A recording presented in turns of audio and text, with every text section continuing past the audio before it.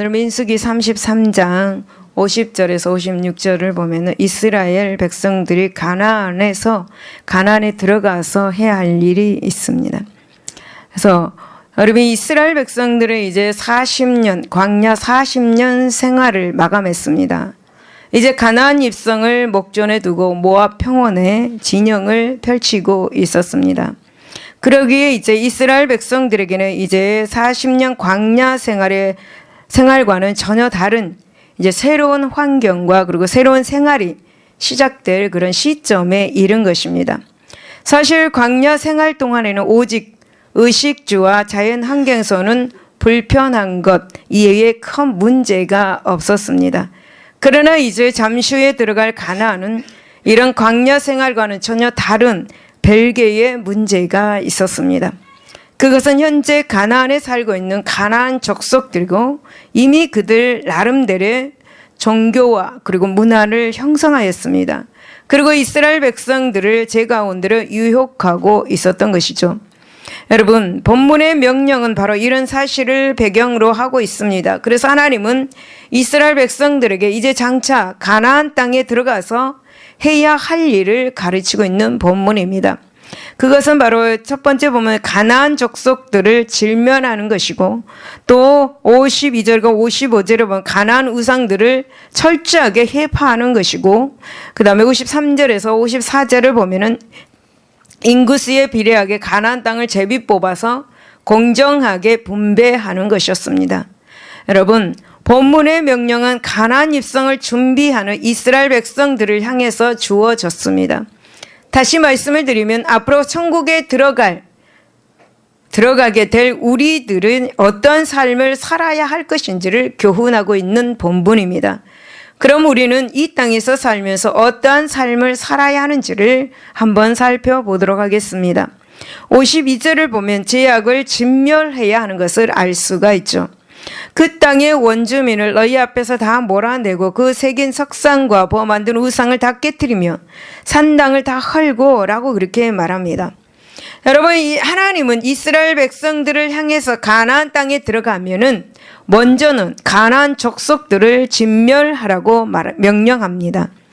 이런 명령은 어찌 보면 정말 잔인하고 불합리한 것처럼 느껴지기도 하죠. 그러나 이 가나안 족속들 가운데는 이미 죄악이 관영에 있었습니다.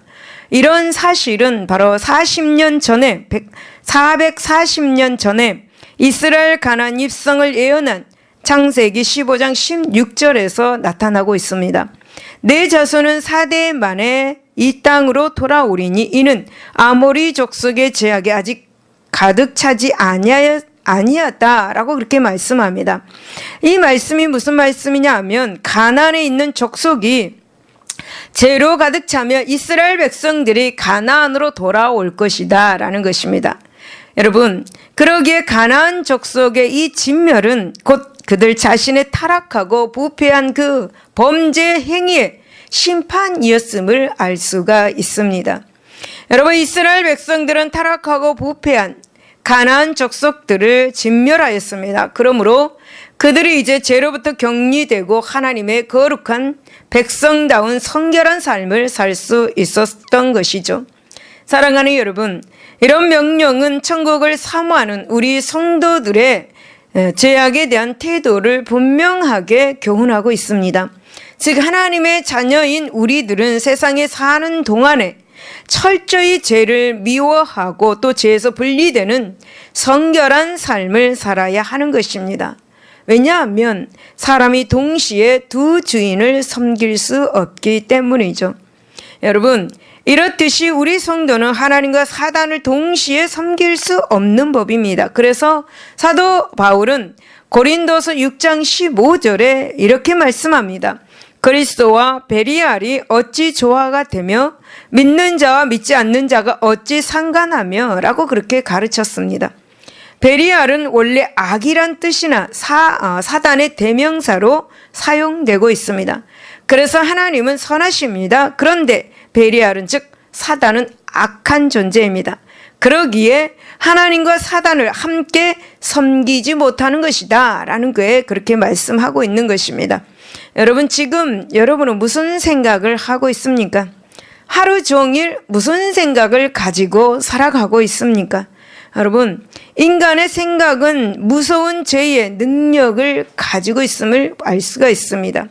모든 더러운 죄악들이 이 생각에서 시작되어서 저질러지고 있습니다.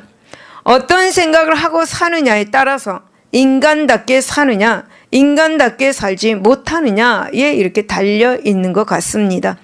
여러분, 미국의 수필가 렐프 윌드 에머슨은 이렇게 말합니다. 사람은 하루 종일 자기가 생각하는 그대로 되기 마련이다 라고 그렇게 말했습니다. 마르쿠스 아렐리우스는 이렇게 말합니다. 사람의 일생은 자기 생각 그대로 되기 마련이다. 노만 빈센트 필은 이렇게 말합니다. 생각을 바꾸면서 자기 세계도 바꿀 수 있다 라고 그렇게 말합니다. 이만큼 생각이 중요합니다. 여러분, 생각이 중요하다는 사실을 여러분 기억하시기를 바랍니다. 여러분, 사단은 이러한 생각으로 우리 인간들을 사로잡고 있습니다. 여러분, 세상에서 가장 빠른 것이 무엇이라고 생각합니까? 빛은 1초에 18만 6천 마일, 즉 지구를 1초에 7바퀴 돈다고 합니다. 그러나 여러분, 이 빛보다 더 빠른 것이 있는데 그것이 바로 인간의 생각입니다. 여러분, 인간의 생각은 1초에도 이 넓은 우주를 수십 바퀴 돕니다.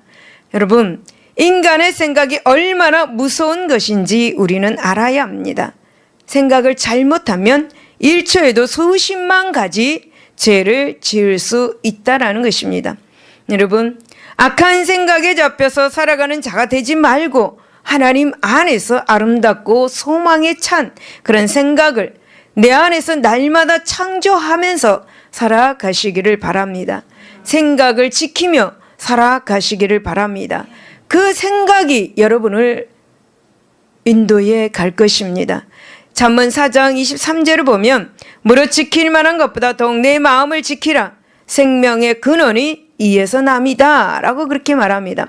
우리의 생각이 어떤 생각을 하느냐 따라서 성공을 할 것이고, 우리의 생각이 어떤 생각을 하느냐에 따라서 실패를 또 좌절을 맛보게 될 것입니다.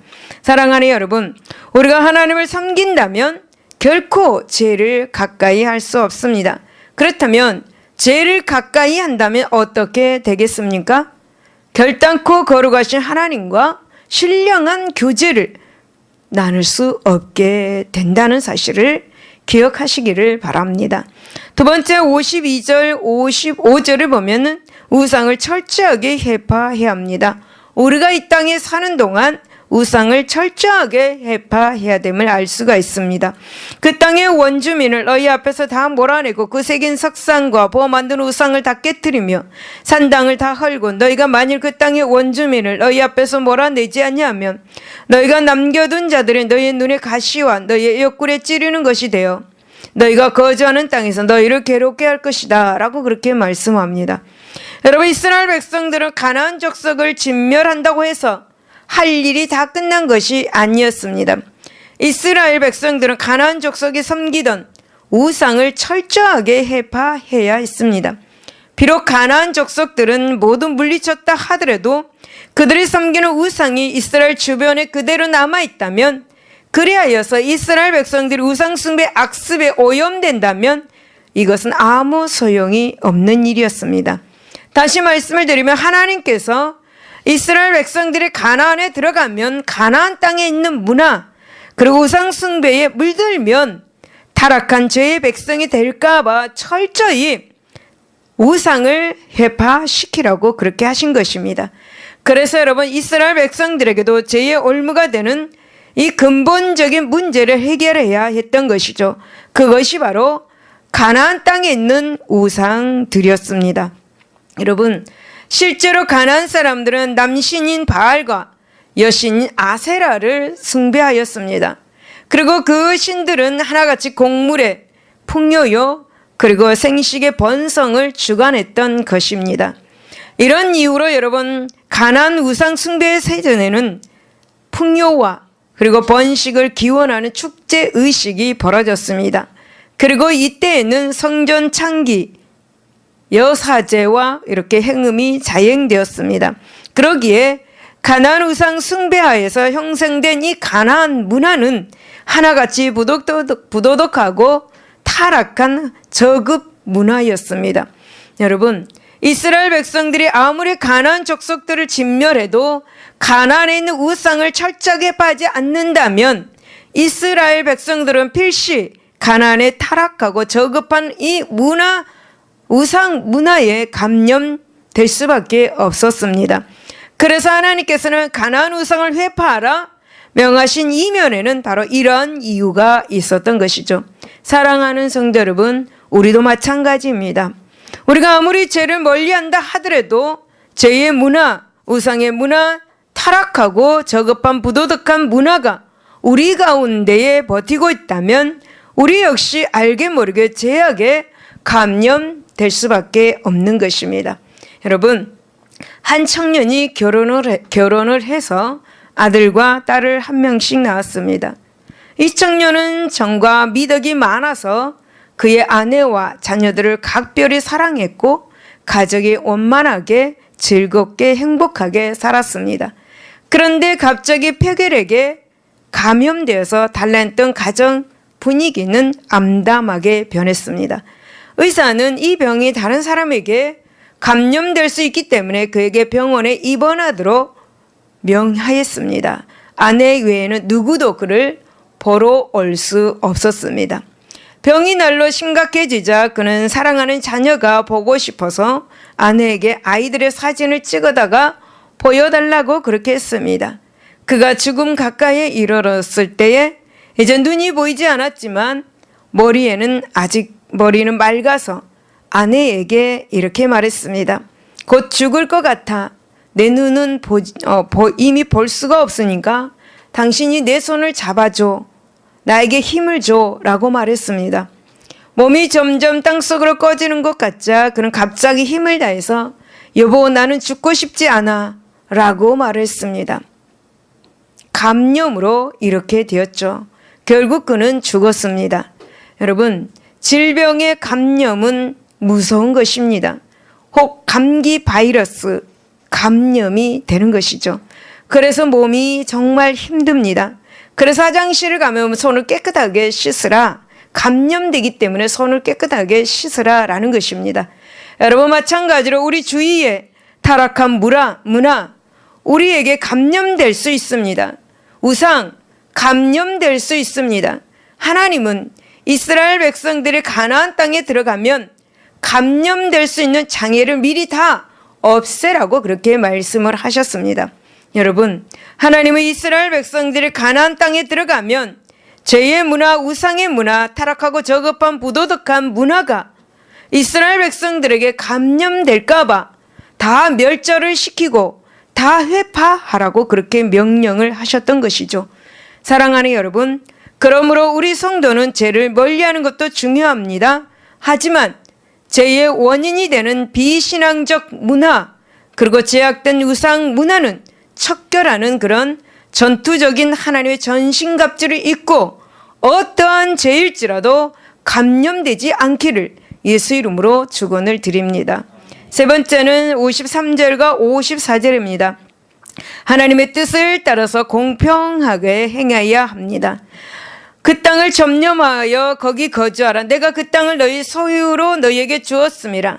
너희의 종족을 따라 그 땅을 제비 뽑아 나눌 것이니 수가 많으면 많은 기업을 주고 적으면 적은 기업을 주되 각기 제비 뽑은 대로 그 소유가 될 것인즉 너희 조상의 지파를 따라 기업을 받을 것이니라 라고 그렇게 말씀합니다.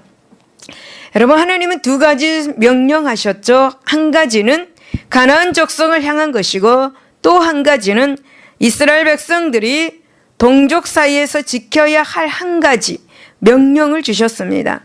그것이 뭐냐면 가나안 영토 분배의 원칙이었습니다. 즉 가나안 땅은 지파별 인구 숫자에 비례하여서 공평하게 분배되어야 한다라는 것이죠. 여러분, 사실 각 지파가 차지할 땅의 이치는 제비로서 결정해야 했습니다. 그러나 이 영토의 한계는 지파별 인구 숫자에 비례해서 공평하게 나누어야 했습니다. 가족 그리고 그 가운데 유명한 인사가 있다 하여, 또 지파가 보잘것없고 별로 두드러진 공로가 없다 하여 그 영토의 경계를 함부로 변경해서는 안 되었다라는 것이죠. 오직 하나님께서 정해주시는 이치에서 인구가 많은 지파는 많은 성읍을, 인구가 적은 지파는 그게 적합하게 적은 성읍을 가져야 했던 것이죠. 이렇게 여러분, 공평하게 가나안 땅을 나누게 하신 것은 이스라엘 백성들 같은 하나님을 섬기는 신앙 공동체이고, 이스라엘 백성들은 운명 공동체로서 꼭 같이 가나안을 유업으로 받았기 때문입니다. 그리고 이런 공평한 영토 분배를 통해서 이스라엘 백성들은 다시금 하나님 앞에서 한 형제임을 확인할 수 있었던 것이죠. 여러분, 우리나라의 고려 공미왕 때 대단히 우애가 깊고 조그만 영토를 가지고 농사를 지으면서 소박하게 살아가는 한 형제가 있었습니다. 어느 날 이 형제가 길을 가던 중에 동생이 황금 덩어리를 줍게 되었습니다. 동생은 순간적으로 자신이 다 가지고 싶은 욕심이 솟는 것을 누르고 형과 반씩 나누어 갖기로 하였습니다. 이윽고 강가에 이르러 나룻배를 타고 건너가게 되었죠. 그런데 배가 중간 정도 왔을 때 동생이 갑자기 금덩어리를 형 앞에 내어 놓았습니다. 그리고 말합니다. 형님, 제가 이 금덩어리를 발견하기 전까지는 형님을 위해서 아끼는 마음에 조금의 흠도 없었습니다. 그런데 이 황금을 발견하고 나누어 가질 생각을 했을 때에 욕심이 생기고 형님을 미워하는 마음이 생겼습니다. 그래서 전 이 금덩어리를 저 강물에 던져 버릴 것입니다. 라고 그렇게 말합니다. 여러분, 그러자 여러분, 형님 뭐라고 말했겠습니까? 형님이 동생의 손을 잡으며 그래, 네 말이 맞구나 하면서 둘이서 힘껏 금덩어리를 강물 한가운데로 던져 버렸습니다. 아까운가? 여러분, 아깝습니까? 여러분, 자신의 죄가 형제 간에 아니면 어떤 공동체의 어떤 장애가 될 때에 서슴없이 제거해야 한다라는 것을 보여줍니다. 사랑하는 여러분, 우리들은 같은 성도들끼리 형제인 공동체 의식을 가져야 합니다. 바로 이런 공동체 의식과 하나됨이 하나님의 백성을 한 마음으로 결속시키는 것입니다. 또 원수 대적자인 사단의 세력을 물리치는 힘의 근원이 되는 것입니다. 그리고 여러분, 이런 유기적인 하나됨과 공동체 의식이 사라질 때는 성도는 운명 공동체로서 사단의 밥이 될 수밖에 없는 것입니다. 그래서 바울은 성도를 그리스도의 몸의 각 지체들이라고까지 그렇게 비유하였던 것이죠. 여러분, 악은 일순간의 유혹에서 비롯된다라는 말입니다. 아무리 무섭고 엄청난 제약일지라도 처음에는 조그맣고 사소한 유혹에서 시작되는 것입니다. 우리는 최초의 인류 아담과 하와의 이 타락에서 이런 사실을 생생하게 발견할 수가 있습니다. 여러분, 실로 선악과에 대한 한순간의 호기심이 모든 인류를 죄의 자녀가 되게 하는 엄청나고 슬픈 결과를 낳게 한 것, 여러분 기억하시죠? 그러기에 우리 성도는 이 세상에 살아가는 동안에 사소한 유혹과 세속적 호기심에서 철저하게 자기 자신을 지켜나가야 하는 것입니다. 그리고 세상 무슨 일에 너그럽고 간대할지라도 악에 대해서만큼은 아무리 사소한 것이라도 철저하게 엄격해야 합니다. 바로 이것이 천국을 약속받은 자로서 이 땅에 사는 동안 마땅히 지켜야 할 본분임을 기억하시기를 바랍니다. 여러분, 그래서 사도 바울은 데살로니가 교회를 향해서, 지금 우리를 향해서 데살로니가전서 5장 22절에 범사에 헤아려 좋은 것을 취하고 악은 그 모든 모양이라도 버려라 라고 지금 우리에게 엄격하게 훈계를 하고 있습니다. 사랑하는 여러분, 본문에서 우리에게 이렇게 모든 악은 모양이라도 버리라고 교훈을 하고 있는 것입니다. 사랑하는 여러분, 오늘 본문 잘 기억하시고 우리가 인생을 살아감에 있어서 여러분 죄악을 진멸시키고 우상을 철저히 해파시키고 또 하나님의 뜻을 따라서 공평하게 살아가는 우리 모두가 되어야 될 줄로 믿습니다. 기도하겠습니다.